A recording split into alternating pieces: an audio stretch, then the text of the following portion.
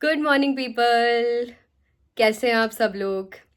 तो मुझे ना बहुत सारे दिनों से मैंने जो वीडियो बनाया था आप लोगों के लिए होपोनोपोनो का, बहुत सारे लोगों ने मुझे रीच आउट किया एंड उन्होंने मुझे बोला है कि आप इसका हिंदी में भी वर्जन बनाइए, because there are like understanding का थोड़ा गैप हो जाता है। तो इसलिए I wanted to just be here and मैं चाहती थी कि मैं आप सब लोगों के लिए एक हिंदी में वीडियो बनाऊं, बिकॉज ताकि आप सब लोग उसको देख सकें, समझ सकें और अपने जीवन में अच्छा सा बदलाव ला सकें।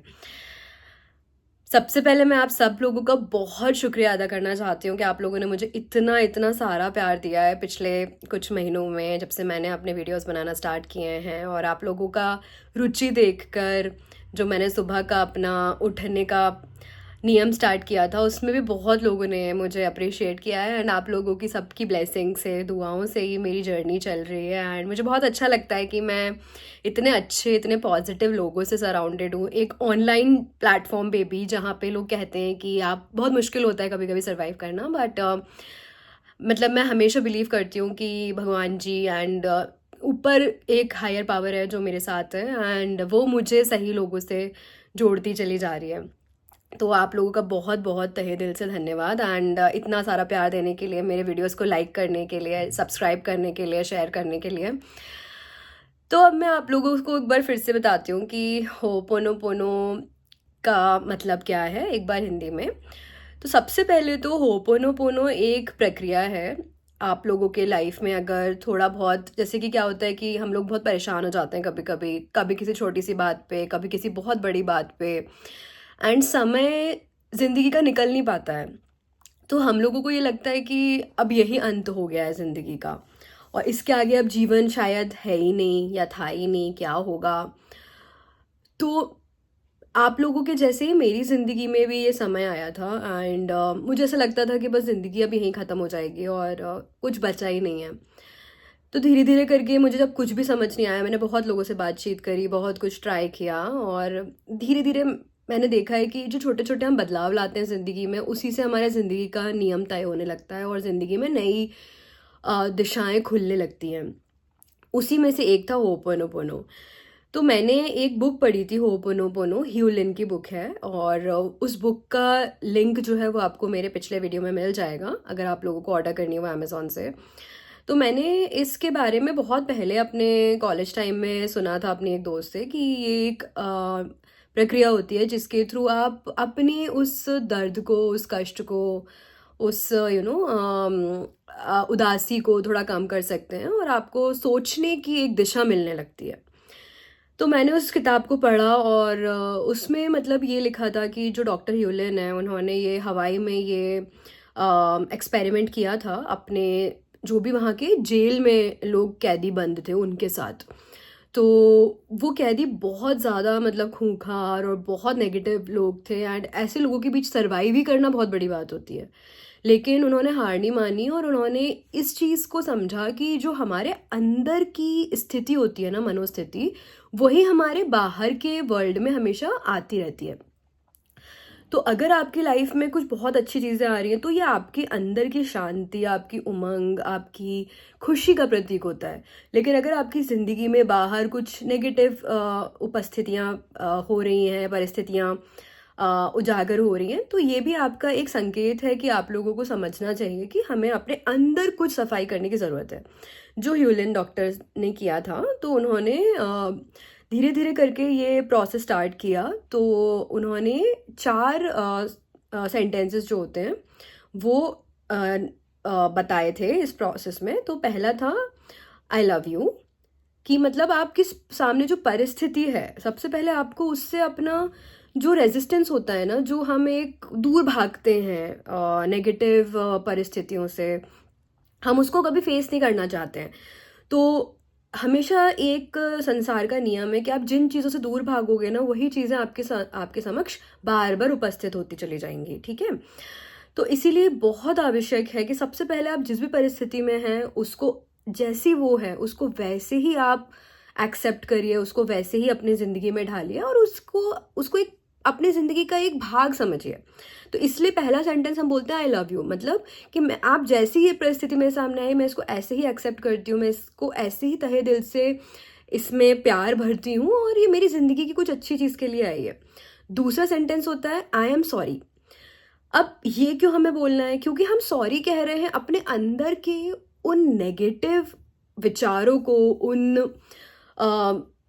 उन त्रुटियों को जो हमने अपने अंदर भर रखी हैं, जिसकी वजह से ये बाहर की दुनिया में उजागर हो रहा है। तो हम उससे उसके लिए माफ़ी मांगते हैं कि जैसे सपोज मेरे में गुस्से का संस्कार है, या कभी मुझ में किसी उदासी का संस्कार है, तो मैं क्या करूँगी कि मुझे माफ़ी मांगनी है अपने उस संस्कार से कि मैंने समझा नहीं आपको कि आप मेरे अंदर थे एंड उसकी वजह से आप बाहर के संसार में उजागर होते चले जा रहे हैं। ठीक है, तो इसलिए दूसरा सेंटेंस होता है आई एम सॉरी। तीसरा जो सेंटेंस है वो है आई फॉरगिव यू। सो सबसे इंपॉर्टेंट है कि आप फॉरगिव करें खुद को भी और सामने वाले को भी। ठीक है, तो आप बोलेंगे आई फॉरगिव यू, या आप बोल सकते हैं प्लीज फॉरगिव मी। ठीक है, कि आप मुझे माफ करिए, मैं आप पे ध्यान नहीं दे पाई एंड कहीं ना कहीं मेरी ही कुछ कमी थी जिसकी वजह से ये परिस्थिति मेरी जिंदगी में आई है। So I love you, I am sorry, please forgive me. And सबसे लास्ट में आपको कहना है थैंक यू। शुक्रिया अदा करना इस संसार की सबसे तेज प्रक्रिया है जिसके थ्रू आप अपनी जिंदगी में बदलाव धीरे धीरे कर करके देखने मिल जाते हैं। रोज की दिनचर्या में जो भी आपकी जिंदगी में प्रॉब्लम्स आती हैं, इश्यूज आते हैं, वो धीरे धीरे करके कम होना शुरू हो जाते हैं। तो आपको शुक्रिया अदा करना है कि ये परिस्थिति मेरी जिंदगी में आई, इसकी वजह से मुझे पता चला कि मेरे अंदर की क्या कमी थी, और मैं इसको ऐसे ही एक्सेप्ट करती हूँ और माफ़ी मांगती हूँ कि आगे से मैं इस चीज़ का ध्यान रखूंगी।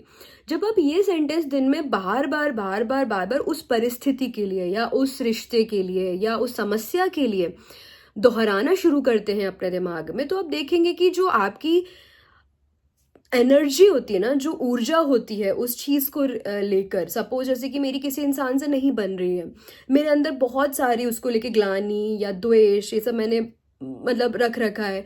जैसे से मैं ये उस इंसान के लिए ये बोलना शुरू करती हूँ, तो धीरे धीरे करके वो जो नेगेटिव चीज़ें हैं, जो नकारात्मक मेरे अंदर के भाव हैं, वो धीरे धीरे करके कम होना शुरू हो जाते हैं।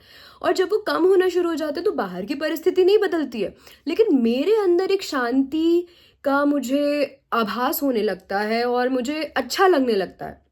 और जब मुझे चीज़ें अच्छी लगने लगती हैं तो मैं उस परिस्थिति को एक अच्छी दिशा में उसकी समस्या का समाधान निकाल पाती हूँ।